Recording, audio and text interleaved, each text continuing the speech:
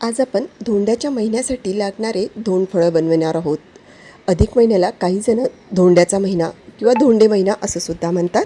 तुम्ही पुरणाचे धोंडफळं तर नेहमीच बनवलेले असेल, परंतु आज त्याऐवजी आपण आंब्याचे धोंडफळं कसे बनवायचे ते बघूया. चला तर मग लगेच रेसिपीला सुरुवात करूया. तर असे हे मस्त धोंडफळं तयार करण्यासाठी मी इथे 2 पिकलेले आंबे घेतलेले आहेत.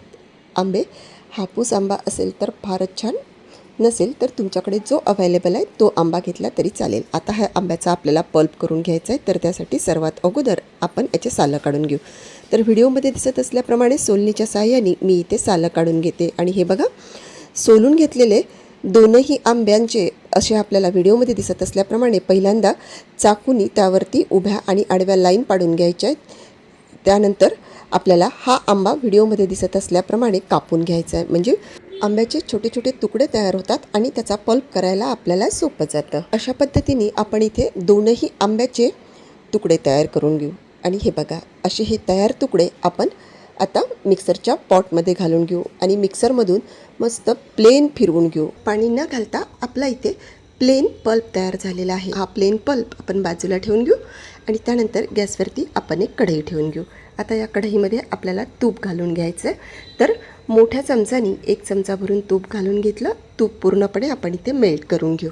तूप मेल्ट झालेलं आहे. आता त्यामध्ये आपल्याला रवा घालून घ्यायचा आहे. बारीक रवा वापरायचा. इथे वाटीने मी 1.5 वाटी भरून रवा घेतला, कारण आपल्याला 33 धोंडफळं करून घ्यायचे असतात, त्यामुळे थोडा रवा मी इथे जास्त वापरला. आणि मंद आचेवरती हा रवा आपल्याला खमंग हलकासा कलर चेंज होईपर्यंत भाजून घ्यायचा आहे. रवा खमंग भाजलं ना की आपल्या या धोंडफळांना टेस्ट खूप छान येते. आणि रवा भाजत असताना मी दुसऱ्या गॅसवरती गडव्यामध्ये अंदाजे 1 वाटीला 3 वाटी याप्रमाणे 4.5 वाट्या पाणी गरम करायला ठेवून घेतलं. 5 ते 7 मिनिट झालेले आहे. आपला रवा हलकासा भाजला गेलेला आहे. आता त्यामध्ये मी अर्धी वाटी भरून चण्याच्या डाळीचं पीठ घालून घेते, त्यामुळे आपल्या या सारणाला छान खमंगपणा येतो. आता परत आपण 7 ते 8 मिनटं, अंदाजे 10 मिनटं आणखी मीडियम फ्लेमवरती हा रवा आणि बेसन आपल्याला इथे भाजून घ्यायचं आहे. जसं आपण शिऱ्याला तूप वापरतो ना, तसं अजिबात तूप वापरायचं नाही आहे. म्हणजे आपण हे धोंडफळं जे आहे ना, अगदी ते कमी तुपामध्ये बनवून घेणार आहोत, तरीसुद्धा चवीला अतिशय अप्रतिम लागतात. एकूण 10 ते 15 मिनिट झालेले आहे आणि हलका गुलाबी रंगावरती आपला हा रवा परतला गेलेला आहे. आता त्यामध्ये आपल्याला थोडं थोडं करून पाणी घालून घ्यायचं. एकाच वेळी पूर्ण पाणी घालायचं नाही. असं व्हिडिओमध्ये दिसत असल्याप्रमाणे थोडं थोडं पाणी घालून घ्यायचं. काही रव्याला जास्त पाणी लागतं आणि काही रव्याला कमी पाणी लागतं, त्यामुळे आपण थोडं थोडं पाणी घालून व्हिडिओमध्ये दिसत असल्याप्रमाणे कन्सिस्टन्सी होईल एवढं पाणी घालून घ्यायचं. आणि तुम्ही बघू शकता, मी संपूर्ण पाणी यामध्ये घालून घेतलं. हे धोंडफळं तयार करण्यासाठी रवा आपल्याला अगदी मोकळा इथे तयार करून घ्यायचं. अजिबात पाणी जास्त घालू नका. थोडं कमी झालं तरी चालेल, परंतु जास्तीचं पाणी घालू नका. आता आपल्याला साखर घालून घ्यायची आहे. तर साखर मी इथे 1.5 वाटी भरून घालून घेतली, म्हणजे जेवढं आपण रवा घेतला होता तेवढीच आपण इथे साखर घेतली. जर तुम्हाला जास्त गोड आवडत असेल तर आणखी अर्धी वाटी जास्त घाला. आता ही साखर आपण यामध्ये मिक्स करून घ्यायची आणि पूर्णपणे मेल्ट करून संपूर्ण रव्यामध्ये एकजीव करून घ्यायची. साखर मेल्ट झाल्यानंतर त्यालासुद्धा पाणी सुटतं, म्हणून मी पहिल्यांदा सांगितलं की पाणी थोडं कमीच घाला.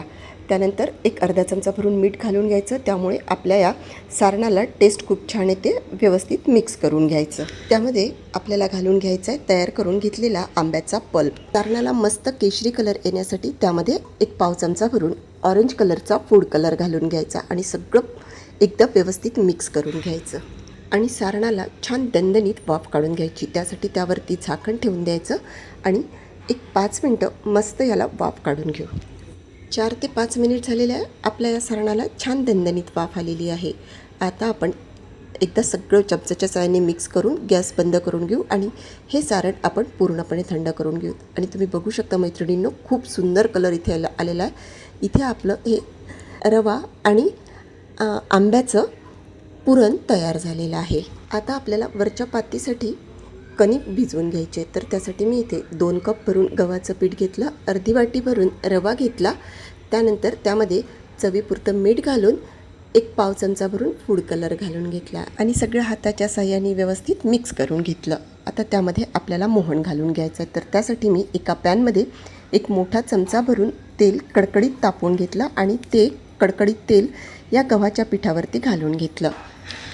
तेल थंड झालं की हाताच्या साहाय्याने सगळ्या पिठाला एकसारखं व्हिडिओमध्ये दिसत असल्याप्रमाणे चोळून चोळून लावून घ्यायचं आणि थोडं थोडं पाणी घालून याचा आपण एक घट्ट गोळा तयार करून घ्यायचा. ज्याप्रमाणे आपण चपातीसाठी गोळा तयार करतो ना, अगदी तसाच गोळा इथे तयार करून घ्यायचा. आणि हे बघा, इथे आपलं हे पीठ भिजवून गोळा तयार झालेला आहे. यावरती झाकण ठेवून हा गोळा आपण छान 10 ते 15 मिनटं मळून घ्यायचा. म्हणजे यामध्ये जो आपण रवा घालून घेतलेला आहे ना, तो रवासुद्धा छान फुलून येईल. एक मिक्सरचं पॉट घेऊन त्यामध्ये थोडंसं म्हणजे अर्ध जायफळ घालून घेतलं, 10 ते 15 वेलची घालून घेतल्या आणि 1 चमचा भरून साखर घालून याचं छान मिक्सरमधून पावडर तयार करून असा ही तयार पावडर आता आपल्याला या पुरणामध्ये मिक्स करून घ्यायचं आहे. म्हणजे आपल्या पुरणाला टेस्ट छान येईल. तसेच 1 वाटी भरून खोबऱ्याचा कीस घालून घ्यायचा. त्यामुळे तर आपल्या ह्या पुरणाची टेस्ट आणखी वाढेल.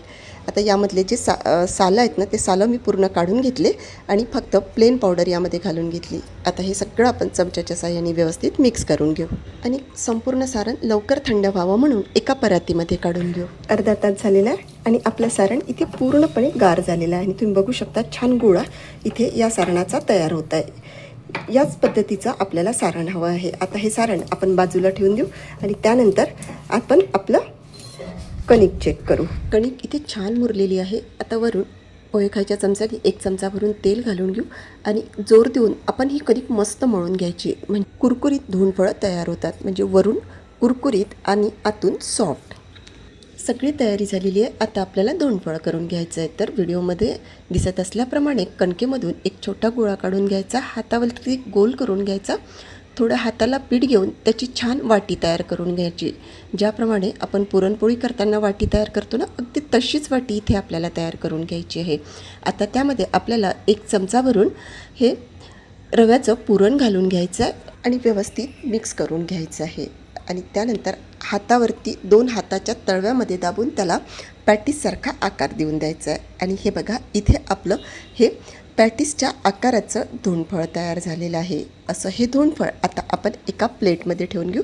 अशाच पद्धतीने मी तुम्हाला दुसरं धोंडफळ करून दाखवते. पहिल्याप्रमाणेच आपण यातमधून एक छोटासा गोळा काढून घ्यायचा, त्याची गोल वाटी तयार करून घ्यायची. त्यानंतर त्यामध्ये 1 चमचा भरून पुरण घालून घ्यायचं आणि व्यवस्थित पॅक करून घेतलं की आपलं हे धोंडफळ तयार झालेलं आहे. असं हे तयार दुसरं धोंडफळसुद्धा आपण प्लेटमध्ये ठेवून घेऊ आणि अशाच पद्धतीने पहिल्यांदा प्लेट भरून धोंडफळं तयार करून घेऊ. आणि हे बघा, इथे सध्या आपले हे प्लेट भरून धोंडफळं तयार करून झालेले आहेत. आता आपण हे धोंडफळं त्याला शालो फ्राय करून घ्यायचे आहे. तर त्यासाठी आपण एक पॅन ठेवून घेतला आणि त्यामध्ये आता 2 चमचे तेल घालून घेऊ. काही जण हे धोंडफळं तळूनसुद्धा घेतात, परंतु आपण हे न तळता शॅलो फ्राय करून घेऊ. तेल मध्यम तापलं आहे. आता यामध्ये एक एक करून हे धोंडफळं आपण ठेवून घेऊ.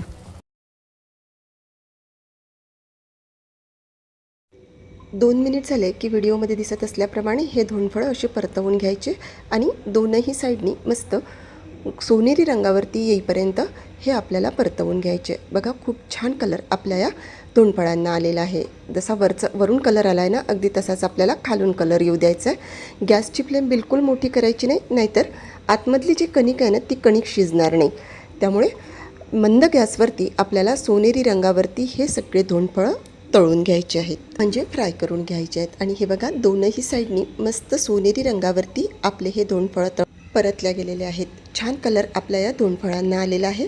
असे हे धोंडफळं आता आपण एका प्लेटमध्ये काढून घेऊ. आणि अशाच पद्धतीने मी इथे 33 धोंडफळं तयार करून त्याचा नैवेद्य देवाला दाखवून घेते. तर तुम्हाला माझी आजची ही धोंडफळाची रेसिपी कशी वाटली? वरून कुरकुरीत आणि आतून सॉफ्ट धोंडफळं तयार होतात. पुरणाचे धोंडफळं तर आपण नेहमीच बनवितो. आता आंब्याचा सीझन आहे, तर एकदा हे आंब्याचे धोंडफळं बनवून बघा. कसे वाटले ते कमेंट बॉक्समध्ये कळवायला विसरू नका. रेसिपी थोडी जरी आवडली असेल तर व्हिडिओला लाईक करा, भरपूर शेअर करा आणि सबस्क्राईब करा. चला तर मग भेटूया पुन्हा एकदा अशाच मस्तशा रेसिपीमध्ये. धन्यवाद.